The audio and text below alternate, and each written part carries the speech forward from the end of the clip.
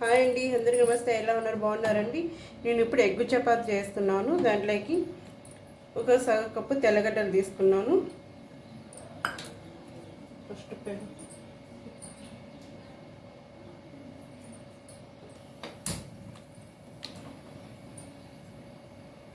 తెల్లగడ్డలు దీంట్లో వేసుకొని లైట్గా కాల్ చేసుకోవాలి మనము.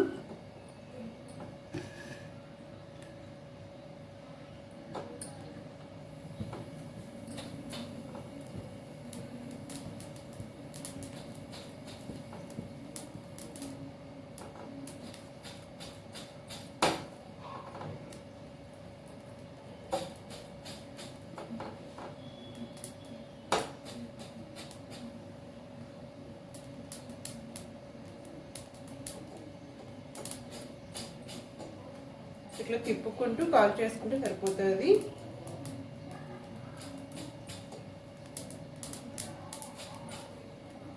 చూడండి, ఈ కలర్ వచ్చినాక కాల్ చేసుకోవాలి మనము.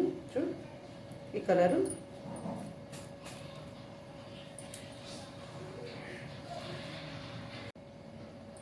దీంట్లో వేసుకుందాం మనము.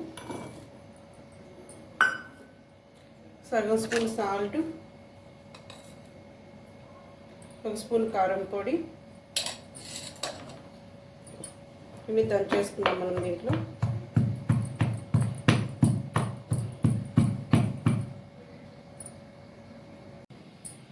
ఇట్లా మెత్తగా దంచేసుకోవాలి.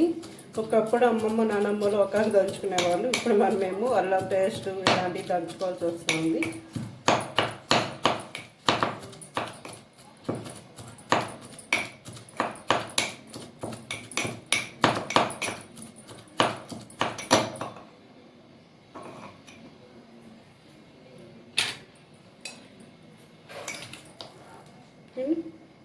ఇట్లా కొంచెం మెత్తగా దంచేసుకోవాలి.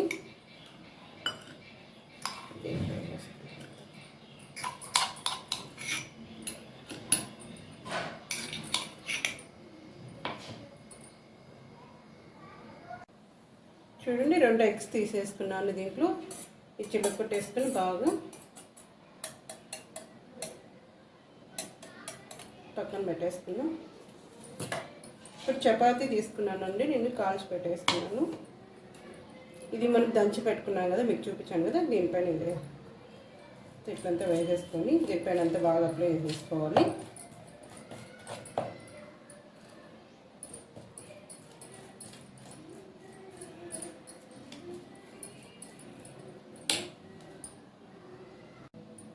ఇదంతా బాగా ఎంత చపాతీకి అంతా ఇట్లా అప్లై చేసుకున్నాను.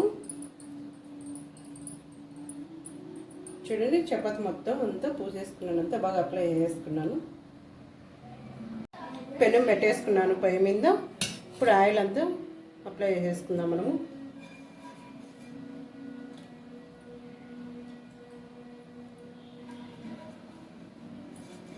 ఆయిల్ అంతా ఇట్లా పూసేసుకొని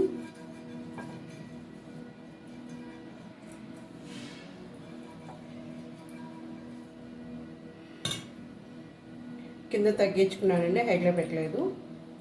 మనం ఎందుకు దీంట్లో ఏం వేయట్లేదండి, దీంట్లోనే సాల్ట్ కారం అన్నీ వేసేసినాం కదా. దీంట్లో కిందకి బాగా కలిపేసుకొని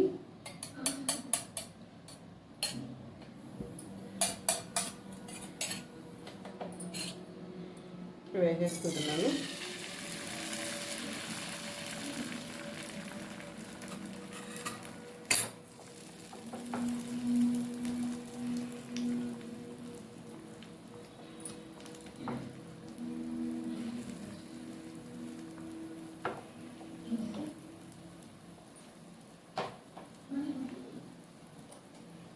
చపాతీ దీనిపైన వేసేసుకుంటున్నట్లు